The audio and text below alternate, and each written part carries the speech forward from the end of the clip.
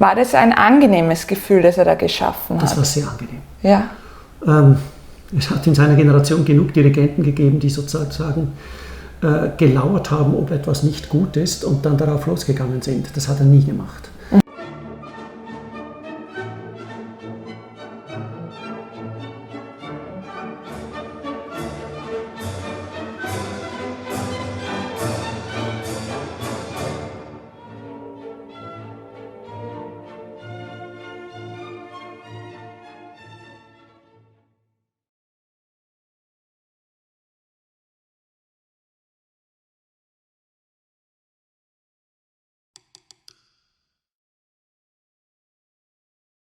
Lieber Herr Fluri, vielen Dank, dass Sie heute zu uns gekommen sind und über Ihre Erinnerungen über Herbert von Karajan mit uns sprechen. Sie sind zum Orchester gekommen im September 77, ist das richtig? Ja. Und wie war denn so Ihr Eindruck als damals ganz junger Musiker, der zum Orchester kommt? Wie war denn so das erste Mal mit Karajan spielen? Da ist man ja wahrscheinlich aufgeregt. Natürlich hat man schon lange von ihm gehört. Ja. Ich war durchaus auch kritisch eingestellt, muss ich ehrlich sagen, ja. Weil er ja auch so eine Seitenblicke-Figur war. Wie weit er das selber unterstützt hat, weiß ich nicht. Ja. Aber er war auch gut für die Klatschspalten und das war für mich als junger Musiker nicht sehr sympathisch. Ja. Und ich war einfach vom ersten Moment an beeindruckt von seiner Konzentration. Also er kann oder hat können eine Konzentration verströmen, allein schon durch seinen Blick. Er hat ja oft entweder mit geschlossenen Augen dirigiert oder was noch auffallender war, er hat seine eigenen Hände beobachtet beim Dirigieren, was eine direkt suggestive Wirkung gehabt hat auf das Orchester. Weil dann schauen natürlich alle auf diese Hände, wenn der vorn auch auf diese Hände schaut. Ja. Und diese Hände hatten dann so eine Art Eigenleben, er hat so eine Art Knetbewegungen gehabt für den Ton. Also er war kein Freund des, was man im Dirigierunterricht lernt, 1, 2, 3, 4, die 1 geht runter und die 2 geht nach links und so weiter. Ja. Sondern er hat sich ausschließlich darauf beschränkt, die Musik zu dirigieren. Er hat auch später, habe ich Rosenkavalier in Salzburg erlebt mit ihm, er hat sich prinzipiell geweigert, leere Takte abzuschlagen, wie man das in der Oper macht. Ja. Er hat gefunden, sie kennen das ja, sie brauchen das nicht. Und wenn dann leere Takte waren, dann hat er einfach den nächsten Einsatz, der kommen musste, hat er dann wieder gezeigt. Ja. Und da waren alle gehalten zu wissen, wie viele Takte jetzt inzwischen vorbeigegangen sind durch das, was sich auf der Bühne abgespielt hat. Ja. Also seine Dirigierbewegungen waren alles andere als das, was man im Unterricht lernt. Ja. Es hat mir auch ich hatte in den 90er Jahren mit Kurt Pahlen zu tun, der eine Musikakademie gegründet hat. Ja. Kurt Pahlen war ein Studienkollege von Herbert von Karajan. Und er hat mir eine Anekdote aus dem gemeinsamen Studium erzählt. Da musste jeder Dirigierstudent ein Stück vordirigieren. Und Karajan hat die Rienzi-Ouvertüre gehabt, die er mit einer Trompete ganz allein beginnt. Ja. Und ich glaube, es war der Felix Weingartner. Karajan hat einfach, er sagte, den hingelangt und den Trompeter eingeladen anzufangen. Und sein Professor hat ihm gesagt, so geht das nicht, Sie müssen einen ordentlichen Auftakt geben, damit der Trompeter spielen kann. Und er hat das bei der Generalprobe gemacht und wie das Konzert gekommen ist, hat er es genauso gemacht, wie er es eben macht, nämlich einfach den Trompeter eingeladen zu spielen. Und das war dann wirklich schon von Anfang an so sein Bestreben, genau so möchte ich dirigieren? Offensichtlich hat er das auch, ohne Rücksicht auf seinen Lehrer, hat er das durchgezogen. Ja. Er hat eine unmittelbare Beziehung gehabt von seiner musikalischen Vorstellung in die Bewegungen seines Körpers. Natürlich muss man ein gewisses Handwerk können als Dirigent. Ja. Und er hat das können. Also wenn er in Troubadour die Sänger durch ein Rubato geführt hat, nur mit der geschlossenen Hand und abgestrecktem 5. Finger, dann war ganz klar, wie dieses Rubato gehen muss. Aber so lernt man es nicht im Unterricht, dass man das so dirigiert. Das hat er einfach so gemacht. Und haben Sie auch einen Unterschied gemerkt, ob er Opern dirigiert oder ob er symphonische Werke dirigiert? Also ich frage jetzt vor allem im Hinblick auf die Probenarbeit. Also ein wesentlicher Unterschied ist natürlich, dass er in der Oper immer mit Solosängern und Sängerinnen zu tun hat. Ja. Und da ging alles um das, was auf der Bühne geschieht. Also er hat die Sänger, wir hatten den Eindruck, auf Händen getragen. Und es gibt ja viele Sängerinnen und Sänger, die das auch so erlebt haben. Mhm. Also er war quasi mit ihnen auf der Bühne und hat sich darauf verlassen, dass das Orchester das versteht, was er da macht. Mhm. Insofern ist es bei einem symphonischen Programm anders. Da ist er beim Orchester. Ja. Aber eben oft auch bei einzelnen Solisten im Orchester. Das war so eine, hätte fast gesagt, Marotte von ihm, die ich später kaum bei anderen Dirigenten erlebt habe, dass er bei längeren Soli, die jemand im Orchester zu spielen hat, ja. Da hat er aufgehört zu dirigieren und hat nur hingedeutet auf den Solisten im Orchester. Ja. Und hat damit erreicht, der Solist sich eingeladen fühlte, eben die Stelle zu spielen, zu gestalten. Und gleichzeitig hat er bewirkt, dass die Orchesterkollegen mit den Ohren bei dem spielenden Solisten waren. Und damit war sowohl das Zusammensein als auch die Balance kein Problem mehr. Mhm. Denn wenn jeder mit den Ohren bei der Solostimme ist, dann funktioniert das Stück. Und das ist natürlich auch ein Vertrauensbeweis an den Solisten, dass der das gut spielen wird. Das Vertrauen, das er rübergebracht hat, das war schon groß. Also, ja. Ich war ja ganz junger Musiker, wie ich ihn noch erlebt habe. Und anders als andere in seiner Generation hat er nicht gesagt, setzt mal die Erfahrenen hin, ich will mit dem Jungen nichts zu tun haben, sondern er war im Gegenteil sehr neugierig drauf. Wenn ein neues Gesicht da war, dann wollte er mit dem arbeiten. Mhm. Und wollte hören, was der anzubieten hat. So ist es. Ja. Gibt es sowas wie ein Highlight für Sie, wo Sie sagen, das war das Schönste, was ich mit ihm erlebt habe? Oder auch vielleicht eine Aufnahme, wo Sie sagen, die höre ich mir heute noch an? Also künstlerisch muss ich von einer ganz banalen Stelle sprechen.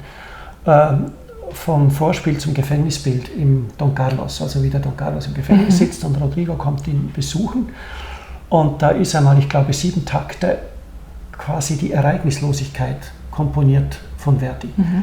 Und im Opernalltag ist das oft so ein bisschen eine Durststrecke, bis endlich die Oboe mit dem wunderbaren Thema von Elisabetta, also wo der Don Carlos an die Elisabetta denkt, wo das kommt. Bei Karajan waren diese 7 Takte von einer unglaublichen Intensität. Er hat sich Zeit genommen, mit den Streichern diese völlig triviale Stelle zu spielen, was sie links machen müssen, was sie rechts machen müssen. Und diese Einleitungstakte zu diesem Gefängnisbild haben eine Intensität bekommen. Er hat auch damit gearbeitet und hat gesagt, ja, Sie waren vielleicht noch nie im Gefängnis, aber stellen Sie sich vor, wie man sich fühlt, wenn man im Gefängnis ist und die Zeit will und will nicht verstreichen. Ja. Und wenn man diese Vorstellung und wenn alle gemeinsam diese Vorstellung haben, dann kriegen diese Takte eine unglaubliche Intensität. Also ich habe dann noch Jahrzehnte weiter Don Carlos gespielt, immer wieder, aber so wie bei Karajan war diese Stelle nie wieder. Ja, und hat er auch so technische Hinweise gegeben, wie zum Beispiel der Streicher das oder jenes spielen soll, damit der Klang rauskommt, den er gerne gehabt hätte? Das hat er schon. Ja? Also ein Lieblingsanliegen von ihm war ja, da steht er sicher nicht allein unter allen Dirigenten, dass er, was die Dynamik angeht, bei den Streichern die rechte und die linke Hand ein bisschen auseinander nimmt. Mhm. Quasi, jetzt ganz grob gesagt, je leiser es werden soll, desto wichtiger ist die linke Hand, die die Saiten niederdrückt. Also wenn man mit der rechten Hand dann ganz behutsam ist, damit es nicht laut wird, dann wird die Musik irgendwie blass. Und er wollte, dass das Piano und vor allem das Pianissimo intensiv wird.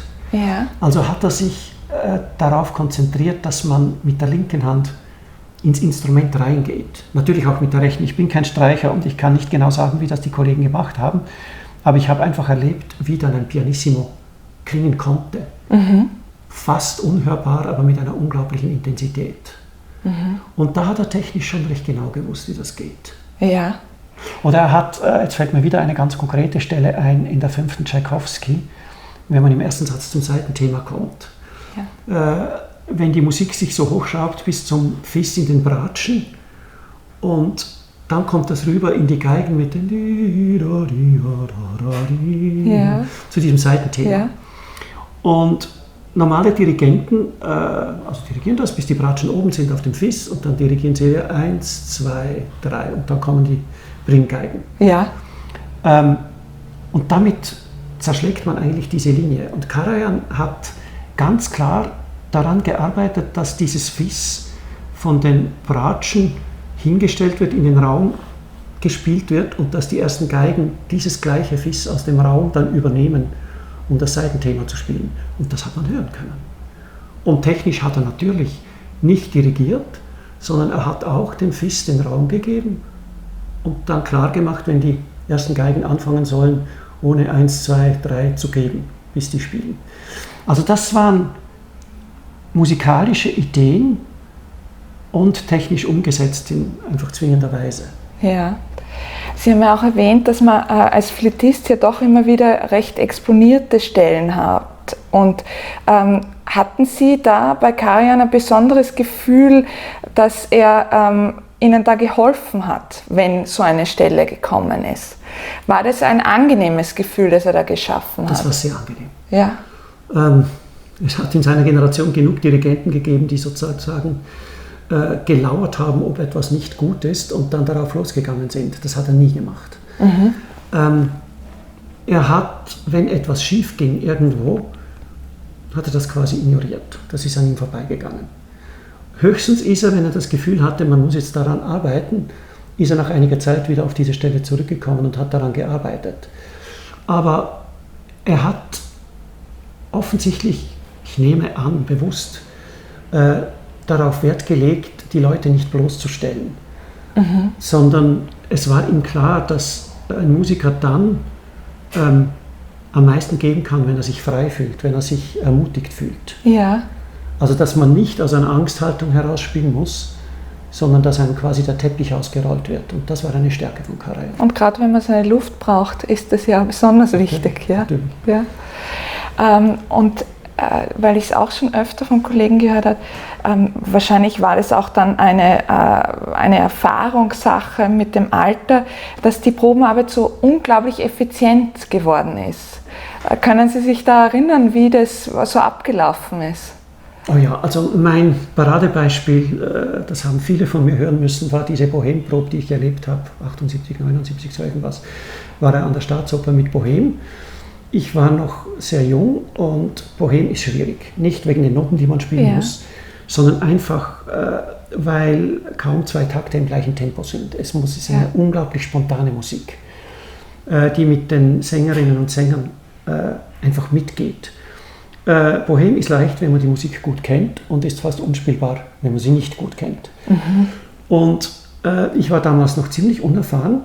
Und Karajan hat für diese etwas mehr als 2 Stunden Musik von Bohème hat er 80 Minuten Probenzeit gebraucht, hat jeden wichtigen Übergang, jede Farbe, die ihm wichtig war, jedes Tempo angespielt. Er hat das Werk extrem gründlich probiert in 80 Minuten. Alle haben sich sicher gefühlt und es gab natürlich sehr viele Stellen, die man in der Probe nie durchgespielt hat. Es war ihm klar, diese Stellen, die kann ein Orchester und so war es auch. Und so war es. Und dort, wo es ihm wirklich darauf ankam, dass jeder weiß, was seine Rolle ist, was auf der Bühne passiert, was in den anderen Instrumenten passiert, dafür hat er sich Zeit genommen. Würden Sie sagen, dass es sowas wie einen Karajan-Klang gibt, den man vielleicht heute noch im Orchester hört? Weil wenn Sie gerade sagen, es ist eben so auf den Klang angekommen, glauben Sie, dass er auch seine Spuren bei den Wiener Philharmonikern hinterlassen hat? Das hat er schon. Mit seiner Klangarbeit. Also ein wichtiges Stichwort ist sicher das Legato. Ja.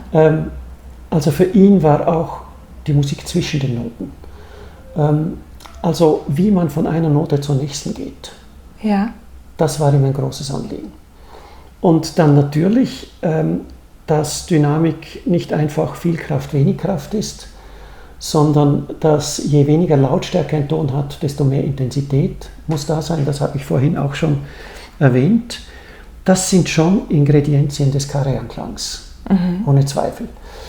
Gerade diese, ich hätte fast gesagt, Besessenheit des Legatos hat ja dann dazu geführt, dass er als Mozart-Dirigent noch zu Lebzeiten und dann vor allem nach seinem Tod mehr als umstritten war.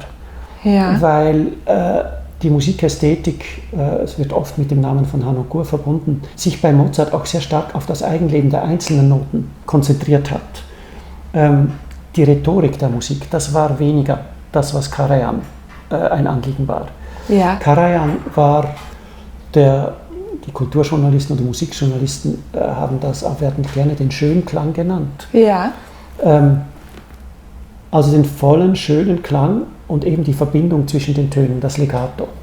Und das in allen Lautstärke-Schattierungen. Also das ist das quasi Klangtechnische. Musikalisch hat er hat einmal gesagt, das Schlimmste in der Musik sind die Taktstriche. Ja. Die Taktstriche hat er gehasst, Ja. weil ihm die eben in der Vertikalen die Partitur so zerschnipselt haben. Und sein lebenslanges Bestreben war es, die Musik über die Taktstriche weiterzuführen und auch über Pausen weiterzuführen. Und das hat er konnte das ganz bewusst, ganz in klaren Worten erläutern. Und er konnte es eben auch mit seinen Bewegungen, die kaum je die Musik zerschnitten haben. Ja. Und dadurch wird es auch ein Ganzes und bekommt ein Ziel. Ja. Vielen Dank. Also eine Geschichte muss ich unbedingt noch erzählen, weil mich die menschlich so berührt hat. Das war während den Sommerfestspielen. Wir hatten Probe mit Karajan. Ich habe im Nachhinein von Ralf Hossfeld erfahren, dass Kleiber die Elektra-Aufnahme hätte fertigstellen sollen, die Karl Böhm fast nicht mehr machen konnte. Jedenfalls hat uns Karajan bei dieser Probe erzählt, stellen Sie sich vor, was passiert ist. Der Carlos Kleiber ruft mich an in Berlin und er fragt mich, ob er zu mir kommen darf. Er sei nämlich daran, die Elektra zu studieren und er, Kleiber, möchte die Elektra mit mir, mit Karajan, studieren. Und er ist dann wirklich gekommen und er ist 4 Stunden bei mir in Berlin geblieben. Und ich muss sagen, ich habe in meinem Leben nicht so viel gelernt über Elektra wie in diesen 4 Stunden mit Kleiber.